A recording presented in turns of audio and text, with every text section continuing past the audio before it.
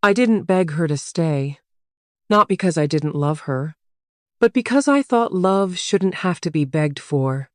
So I let her go, without a fight, without a word, without a single tear in front of her. And when she walked away, I thought it was the end. I thought she had already made peace with leaving me. I thought she had moved on, until the night she showed up crying at my door. And I realized, not every goodbye is as final as it seems.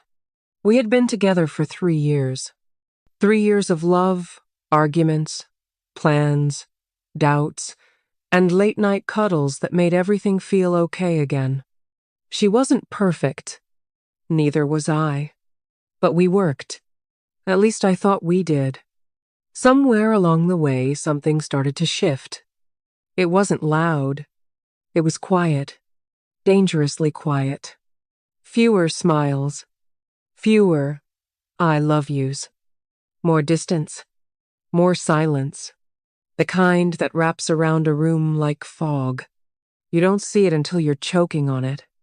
And one night, just like that, she said the words, "I don't think I'm happy anymore." I asked if there was someone else. She said no. I asked if she hated me. She said no. She just didn't know what she wanted anymore.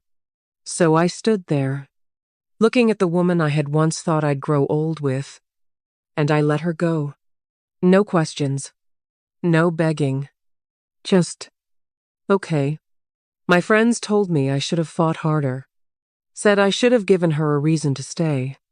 But how do you convince someone to love you again if they've already started imagining a life without you? So I didn't chase her. Didn't call. Didn't text. I gave her the freedom she said she needed, even if it killed me inside. And for a while, I truly thought she moved on. Her social media stayed quiet. Mutual friends never brought her up. It was like she had vanished from my life just as easily as she'd left it. And I learned to live with that. I threw myself into work, picked up new habits, started therapy, did everything they say you're supposed to do to heal. And it helped. At least enough to pretend I was okay. But healing isn't linear. Some nights I missed her so badly it felt like I couldn't breathe.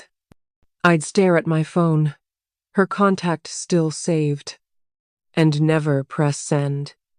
Because I wasn't the one who walked away, and I refused to be the one to crawl back. Then, one night, everything changed. It was raining. Heavy, loud, the kind of rain that drowns out every other sound. I was halfway through a movie I wasn't really watching when knock. Knock, knock. I assumed it was a delivery, or maybe my neighbor again. But when I opened the door, I froze. There she was, soaked, shivering, hair matted to her face, eyes red and swollen from crying. She didn't say anything. She didn't have to. My heart knew before my brain did. Something was wrong. I stepped aside. She walked in. Silence wrapped around us like it had the night she left. I handed her a towel. She took it with trembling hands, and then finally she spoke. I thought I was doing the right thing. Her voice cracked. I thought leaving would make the confusion go away, that it would give me space to figure out what I needed. I stayed quiet. I kept telling myself I didn't love you the same way anymore. But the truth is, I was scared. I looked at her, really looked. She wasn't the same woman who walked out. Something in her had broken, and kept breaking after I left. I tried to move on, she said, but everywhere I went, I saw pieces of you. She pulled something from her pocket. A small photo. Us. Laughing in the park. That one sunny afternoon I almost forgot existed. I carry this everywhere, she whispered, because I don't know how to let go. Tears spilled from her eyes. Real. Raw. The kind you don't fake. I didn't come here expecting you to take me back, she said. I came because I couldn't live with the silence anymore. I needed to say it, even if it's too late. I swallowed hard, because deep down, I had waited for this moment. Waited to hear her say that I mattered. That I wasn't so easy to forget. That she regretted walking away. But now that she was here, I didn't know what to do with it. You were my safe place, she continued, and I ran from that. I thought chaos meant passion. I thought confusion meant growth, but all it gave me was emptiness. Her voice dropped. I was wrong. We sat there for a long time. No expectations. No promises. Just two people sitting in the wreckage of what they once built. And somehow, it felt honest. More honest than anything we'd said in those final weeks together. She stood up to leave. Wiped her face. Put the photo back in her pocket. Thank you for listening, she said. I didn't deserve it, but thank you. I didn't stop her. Didn't reach for her hand. Didn't say, don't go, because I knew. Some things take time, and some truths need space.